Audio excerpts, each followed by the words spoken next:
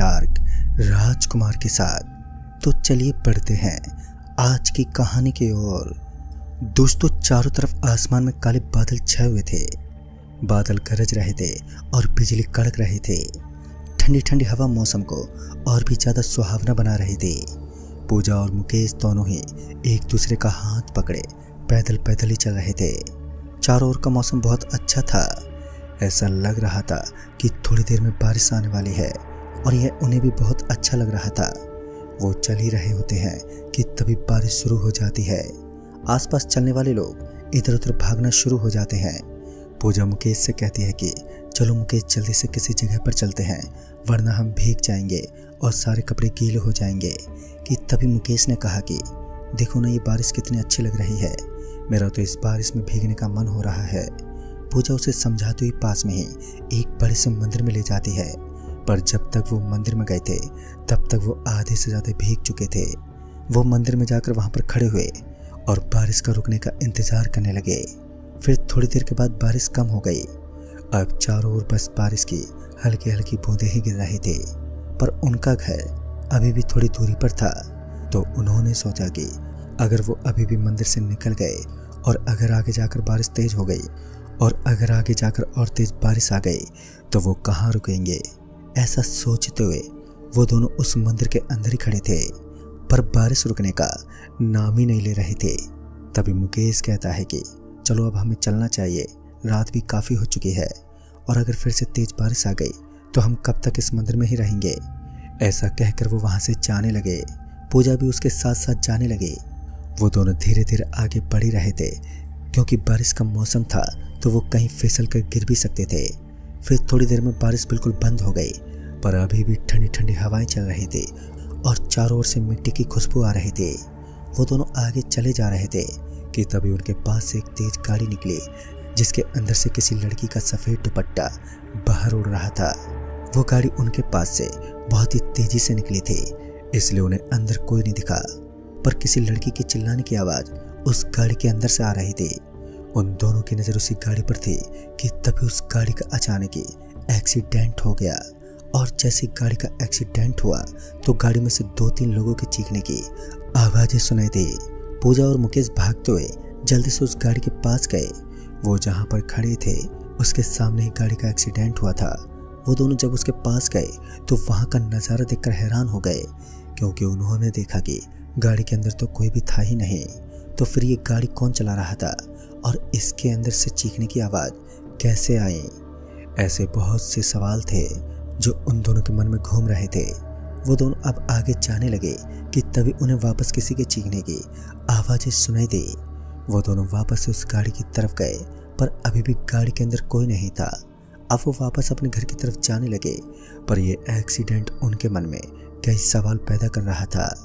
जहाँ पर वो हंसते हुए जा रहे थे तो अब वहीं पर इस गाड़ी के बारे में वो सोचते हुए जा रहे थे। वो अभी जा ही रहे थे कि तभी उन्होंने देखा कि सामने थोड़ी दूरी पर कोई खड़ा हुआ है। वो उसके पास गए और जब उसके पास गए तो उन्होंने देखा कि एक लड़की सफ़ेद कपड़े पहने हुए वहाँ पर अकेले ही खड़ी थी और उस लड़की का दुपट्टा बिल्कुल वैसा ही था जैसा कि उन्होंने उस गाड़ी के अंदर से बाहर निकलते हुए देखा था। वो दोनों उसके पास गए और पूजा उससे पूछने लगी कि तुम कौन हो और इतनी रात को अकेले यहाँ पर क्या कर रही हो। पूजा के ऐसे बोलते ही वो लड़की पूजा को घूरने लगी और वो काफ़ी देर तक पूजा को घूरे जा रही थी। और फिर थोड़ी देर के बाद बिना कुछ बोले ही वो वहाँ से जंगल की तरफ जाने लगी। पूजा और मुकेश उस लड़की को कहने लगी कि उधर जंगल है, तुम रात को उस तरफ कहाँ जा रही हो। तभी वो लड़की पीछे मुड़ी और उन दोनों की तरफ देखकर हल्की सी मुस्कुराई। उसके दांत थोड़े अजीब से थे और मुस्कुराकर वो वापस आगे की ओर बढ़ने लगी। अब वो दोनों भी अपने घर की तरफ जाने लगे। उन दोनों को समझ ही नहीं आ रहा था कि आखिर उनके साथ ये हो क्या रहा है। उन दोनों के साथ ये अजीब सी चीज़ें क्या हो रही हैं कि तभी अचानक ही आसमान में तेज बिजली कड़कड़ाने लगी और वापस से धीरे धीरे मौसम खराब होने लगा। ऐसा लग रहा था कि मानो ये मौसम उन दोनों को घर जाने से रोक रहा हो। तभी उन दोनों ने एक दूसरे का हाथ पकड़ा और घर की तरफ जाने लगे। तभी कोई भागता हुआ उनके सामने से निकला और वो इतना तेज से भाग रहा था कि उन्हें समझ ही नहीं आया कि ये कौन है। बस उन्हें एक सफ़ेद कपड़े की झलक दिखी थी। वो अपनी जगह पर रुक गए कि तभी वापस से वो भागता हुआ निकला और इस बार भी उन्हें कुछ समझ में नहीं आया। उन दोनों को अब थोड़ा थोड़ा डर लगने लगा था। वो दोनों अपने पैरों की तेज गति करते हुए जल्दी से घर की तरफ जाने लगे कि अचानक ही तेज बारिश शुरू हो गई। अब तो उनके आसपास भी कुछ छुपने की जगह दिखाई नहीं दे रही थी कि तभी पूजा की नज़र जंगल में एक बड़े और घने पेड़ की तरफ गई जो बहुत ही बड़ा था। उन दोनों ने सोचा कि थोड़ी देर पहले वो इस पेड़ के नीचे खड़े होकर बारिश के रुकने का इंतजार कर सकते हैं और वो पेड़ जंगल से ज़्यादा अंदर भी नहीं था। इस कारण उन्हें वहाँ रुकना बिल्कुल सही लग रहा था। तभी वो दोनों उस पेड़ के पास गए और वहाँ पर खड़े हो गए। वो जब वहाँ खड़े हुए तब तो उन्हें किसी की भी आवाज़ नहीं आ रही थी, पर थोड़ी देर के बाद उन्हें कुछ अजीब सी आवाज़ें आने लगी। वो चारों ओर देखने लगे कि ये किसकी आवाज़ आ रही है, पर ना तो उन्हें वो आवाज़ समझ में आ रही थी और ना ही वहाँ पर कोई दिखाई दे रहा था। फिर अचानक से वो आवाज़ एक हंसी में बदल गई। ऐसा लग रहा था कि अभी ये हंसी उनके आसपास ही कोई हंस रहा है। वो पीछे मुड़े कि तभी पेड़ के ऊपर से एक लड़की उल्टी लटकी हुई अचानक से उनके सामने आ गई।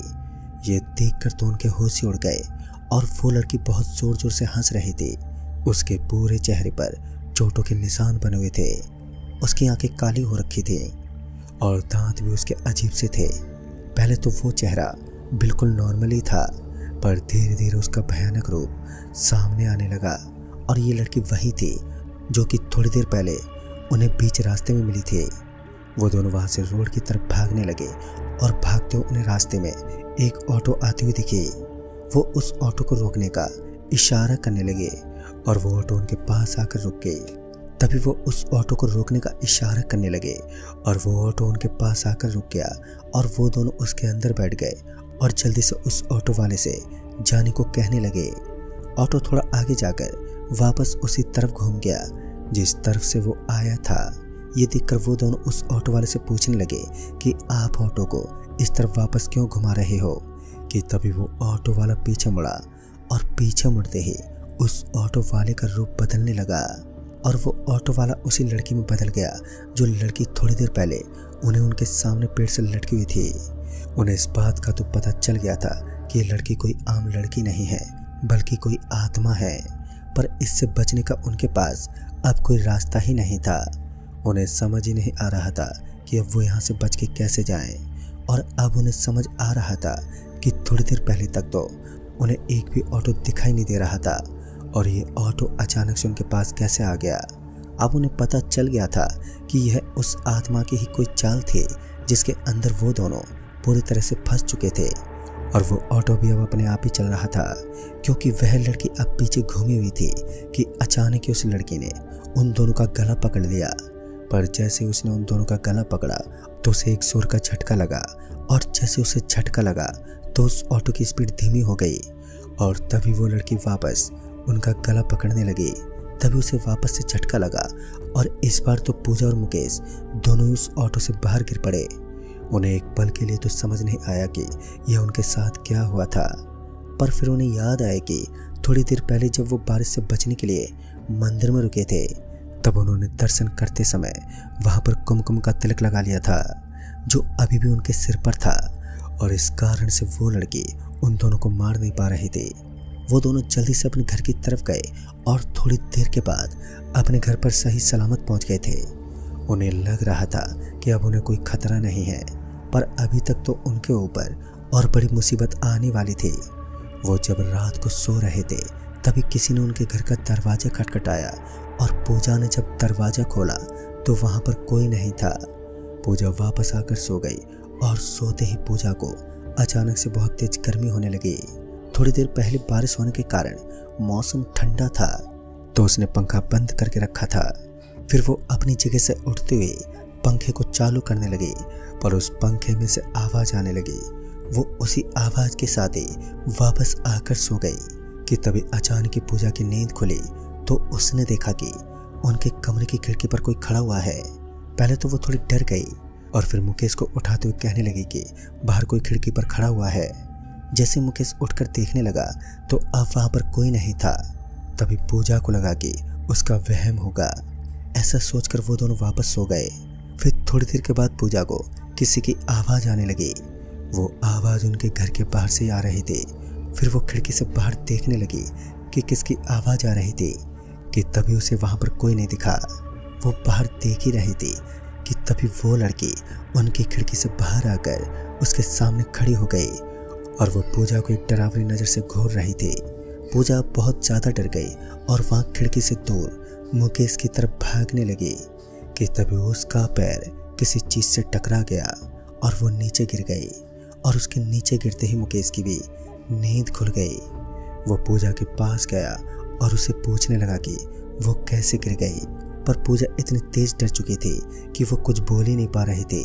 उसके मुंह से आवाज़ तक नहीं निकल रही थी। पूजा अपने पलंग पर बैठी हुई थी।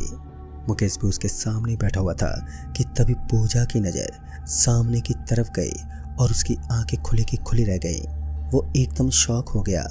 उसे इस तरह देख मुकेश उसके शॉक होने का कारण पूछने लगा तो वो अपनी उंगली से सामने की तरफ इशारा करने लगी। तो सामने का नज़ारा देखकर मुकेश के भी रोंगटे खड़े हो गए। उसने देखा कि उनका 7 साल का बेटा उनके घर के बाहर फुटबॉल खेल रहा था और वो लड़की उसके पीछे ही खड़ी हुई थी और एक डरावनी हल्की मुस्कुराहट के साथ उन दोनों की तरफ ही देख रही थी और उन्हें अपना बेटा भी कुछ अजीब लग रहा था। उसकी आंखें भी लाल हो रखी थी। फिर वो दोनों अपने घर के मंदिर से थोड़ा सा जल अपने पास छुपाकर बाहर अपने बेटे की तरफ ले गए। वो दोनों जैसे उसके पास गए तो वो आत्मा और उनका बेटा दोनों ही हंसने लगे। उन दोनों को बहुत डर लग रहा था कि तभी वो आत्मा उन दोनों की तरफ बढ़ने लगी। फिर मुकेश ने वो मंदिर से लिया हुआ गंगा जल उस आत्मा पर फेंक दिया, जिससे उस आत्मा का शरीर जलने लगा और जैसे उसका शरीर जलने लगा तो उन दोनों का बेटा भी ठीक हो गया। वो दोनों उसे लेकर जल्दी से अपने घर के अंदर आ गए। उन दोनों ने अपने बेटे को बचाने के लिए बहुत बड़ा रिस्क लिया था, पर अब उनके सिर से खतरा टल चुका था। वो रात उनके लिए बहुत ही खौफनाक और भयानक थी। वो अब जब भी उस रात के बारे में सोचते हैं तो उनके रोंगटे खड़े हो जाते हैं। तो दोस्तों, इस कहानी में बस इतना ही। तब तक के लिए बाय एंड टेक केयर।